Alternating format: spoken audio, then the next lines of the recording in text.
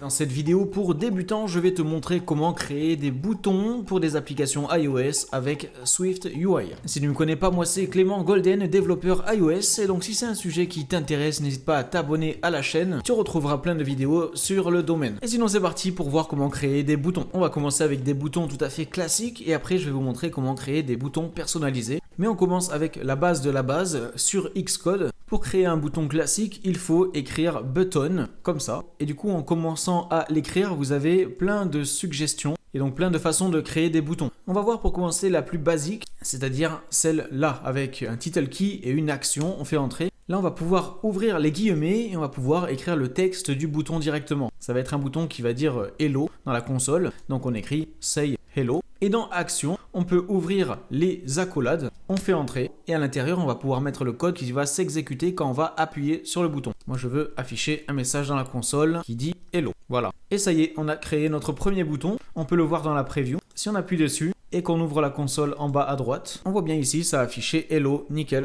Et maintenant, sachez qu'il existe une deuxième manière pour créer ce bouton, encore plus simple. On peut écrire button, on prend celui avec un title key et une action. Cette fois-ci, on va mettre say hi. Et ensuite, quand on fait tab, ça nous amène directement sur ici ce qu'on doit renseigner. Et là, on peut directement faire entrée. Et ici, on va pouvoir écrire le code qui va s'exécuter print hi. Comme ça, le code est encore plus propre. On n'est pas obligé d'écrire le action. On peut directement, après le title key, fermer la parenthèse et après, en dessous, mettre notre code qui s'exécute. C'est beaucoup mieux comme ça. Et même là, vu qu'on n'a qu'une seule ligne de code qui est assez courte, on pourrait même créer notre bouton sur une seule ligne, comme ça. C'est encore plus propre. Vous voyez, si on a plusieurs lignes de code, on peut revenir à ça comme ceci. Donc là, on a vu la plus basique des formes de boutons. Maintenant, on va voir comment en créer des plus jolis, notamment avec l'effet Liquid Glass de Apple. Mais d'abord, je vous invite à rejoindre mon école en ligne Appcademy. Vous avez plein de leçons offertes pour construire des solides fondations dans la création d'applications Apple. Donc n'hésitez pas à nous rejoindre gratuitement en cliquant sur le premier lien dans la description de la vidéo. Vous allez apprendre énormément de choses sur la plateforme. Et sinon, on continue la vidéo. Et maintenant, troisième bouton. Si vous devez créer un bouton qui a pour but d'effectuer une action irréversible, comme par exemple supprimer un élément, vous allez pouvoir faire comme cela. Donc on écrit button et là on va choisir celui avec un title key, un rôle et une action. Le title key, ça va être le texte du bouton, delete par exemple, pour supprimer un élément. Et là, pour le rôle, vous allez pouvoir mettre un point et vous avez plusieurs possibilités. Mais nous, ce qui nous intéresse ici, pour supprimer un élément, ça va être destructive. Et ensuite, pour l'action, comme juste avant, on fait entrer. Et là, on met le code qui va supprimer notre élément. Et du coup, le fait d'ajouter un rôle destructive, ça va nous mettre notre texte en rouge, comme ça, pour informer l'utilisateur que c'est une action critique. Donc vraiment très pratique, ce petit rôle. Et maintenant, quatrième façon de créer un bouton. Et juste après, on va voir comment leur donner le design Liquid Glass avec une seule ligne de code. Mais d'abord, moi j'ai envie de vous montrer maintenant celui-ci avec un title key, un système image et une action. On fait entrer. Ici, on va écrire new task.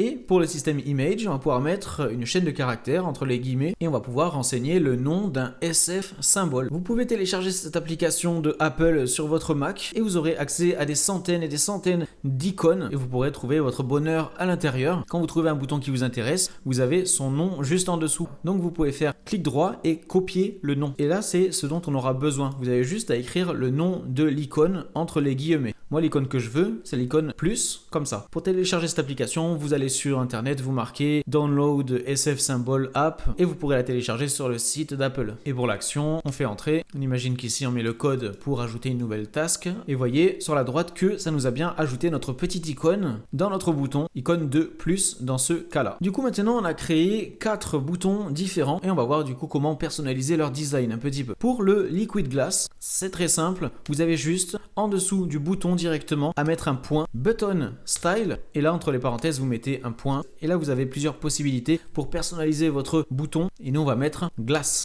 Et ça y est, on a le petit design Liquid Glass. Donc là, on n'a rien derrière le bouton, donc on n'a pas cet effet de déformation, mais c'est bien un bouton Liquid Glass maintenant. Donc vous avez plein d'options pour le button style. Vous avez par exemple Glass Prominent. Et là, ça va créer un bouton Liquid Glass avec le fond en bleu vu que c'est un bouton. Vous pouvez changer cette couleur par défaut d'un bouton en mettant le modifier tint.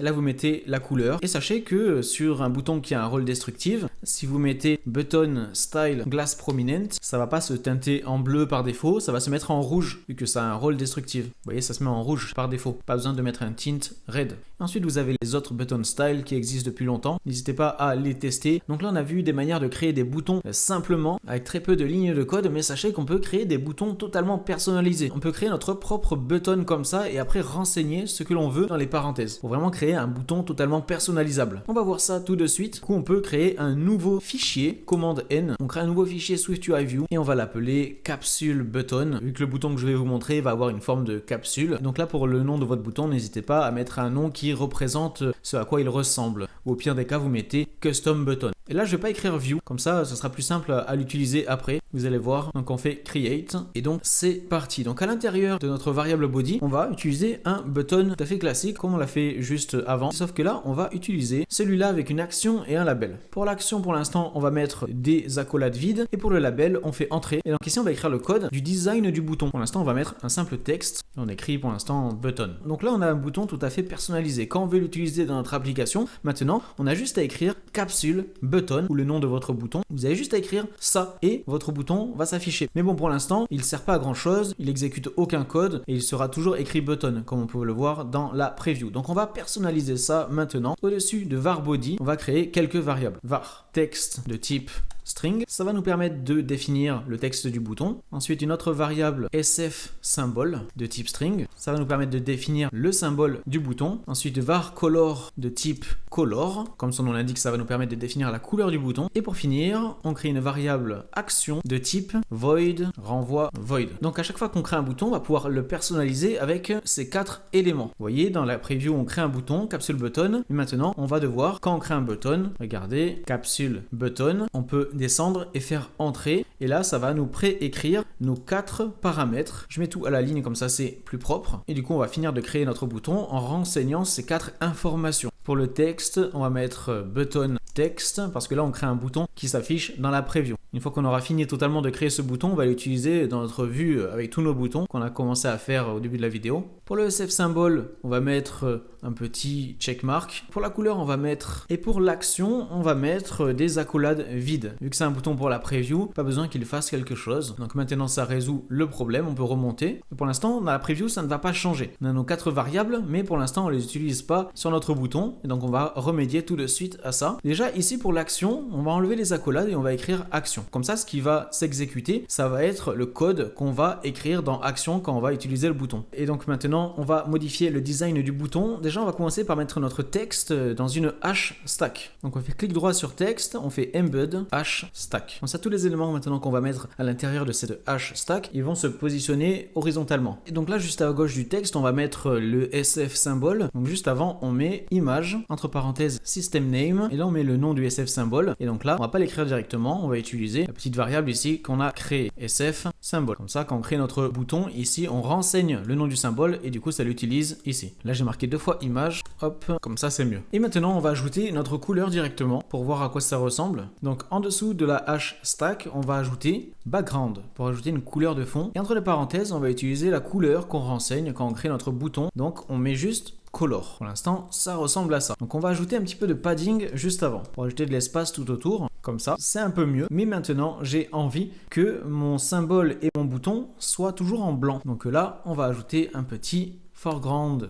style white. Maintenant, je veux que le texte et l'icône soient un peu plus épais. Donc on va ajouter un petit font weight. Et là, on va mettre semi-bold. Et maintenant, j'ai envie que le bouton ait une forme de capsule. Donc pour ça, rien de plus simple. Juste après le background, on va mettre, et là, on choisit la forme qu'on a envie. On en a plusieurs. Capsule, circle, rectangle, ellipse. Moi, je veux capsule. Voilà, parfait. Et pour finir, j'ai envie que mon bouton prenne toute la place qu'il peut horizontalement. Donc avant l'image, on met un spacer. Et pareil, après le texte, un spacer, le texte, un spacer. Et voilà, notre bouton est créé. Bien sûr, après, vous pouvez personnaliser totalement votre bouton pour qu'il ressemble à ce dont vous avez envie. Mais ici, ça me paraît pas mal. On crée notre bouton avec notre petite vue juste là, de préférence d'un nouveau fichier. Et ensuite, maintenant, à chaque fois qu'on veut l'utiliser, on a juste à écrire capsule button et à renseigner les 4 infos. Donc on va faire ça tout de suite. On revient sur notre fichier button view. Et en dessous de tous les boutons qu'on a déjà créés au début de la vidéo, on va ajouter notre notre nouveau bouton custom. On écrit son nom, capsule button. On peut directement mettre les 4 paramètres. On va créer un bouton de confirmation, confirme, checkmark, green. Et pour l'action, on fait entrée et on va ici écrire le code de confirmation.